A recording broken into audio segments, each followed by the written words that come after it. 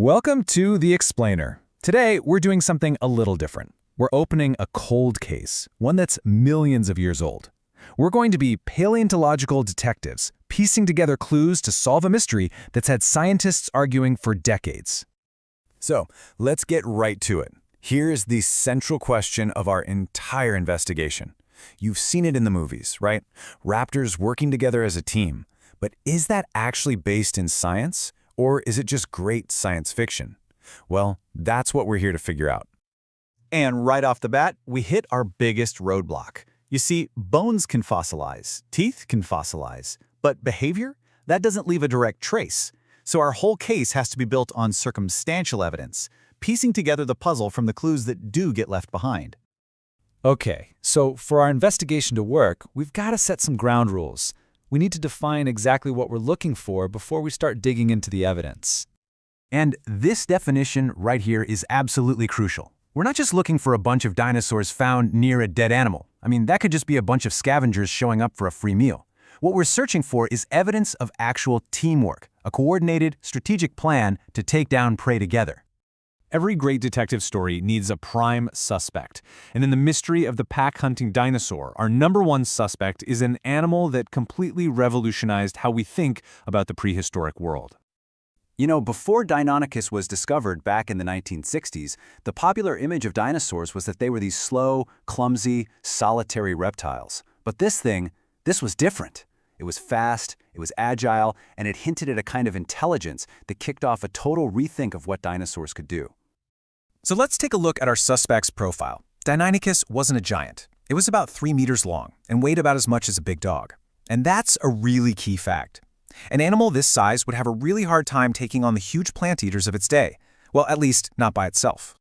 And its body gives us even more clues. It had a stiff tail that acted like a stabilizer for high-speed turns, a pretty big brain for its body size, suggesting it was fairly smart, and, of course, that killer weapon, the terrifying sickle-shaped claw on each foot. This was a smart, fast, and very well-armed predator.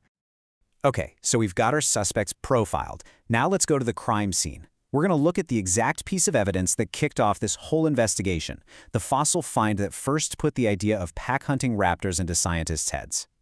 And this right here is the heart of the puzzle. At a dig site in Montana, paleontologists uncovered the fossils of 4 Deinonychus, all buried right next to a single Dinosaurus, a plant eater that was way bigger than any of them. So why would you find multiple small predators with one giant prey animal? The immediate theory was a pack hunt that went very wrong for everyone involved.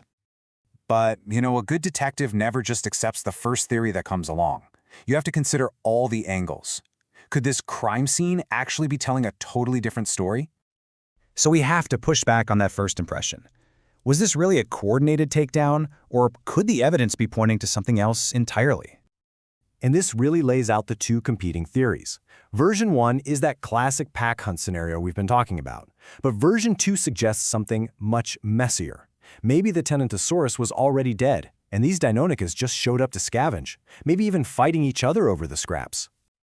Okay, so we've got 2 very different stories. How do we figure out which one is more likely? Well, we need to look for more evidence. We need to zoom out from this one crime scene and start building a much bigger case.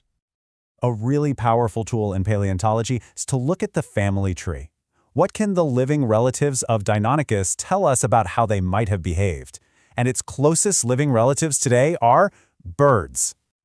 So, first off, we look at birds, and we see lots of them hunting together. Then we look at other fossils, and we find sites where groups of these dinosaurs were all buried together, which hints that they were social. And finally, you just have to look at the evolutionary logic of it all. If you're a medium-sized predator, teaming up is a huge advantage. So, the verdict that's starting to take shape isn't that Deinonychus lived in these super complex structured packs like modern wolves. A more likely idea is that they formed temporary opportunistic groups. A few might team up for a big hunt, but they wouldn't necessarily live their whole lives together as one unit. So what's our final verdict in this case? Well, there's no smoking gun. We don't have a video of it happening, but the mountain of circumstantial evidence is pretty convincing. You've got the suspect's anatomy, the crime scene, the behavior of its modern relatives. It all points in the same direction, and it makes the idea of collective hunting scientifically very solid. And maybe that's the most exciting part of this whole thing. This case is not closed, not by a long shot. With every new fossil that gets pulled out of the ground, we get a new clue in the investigation.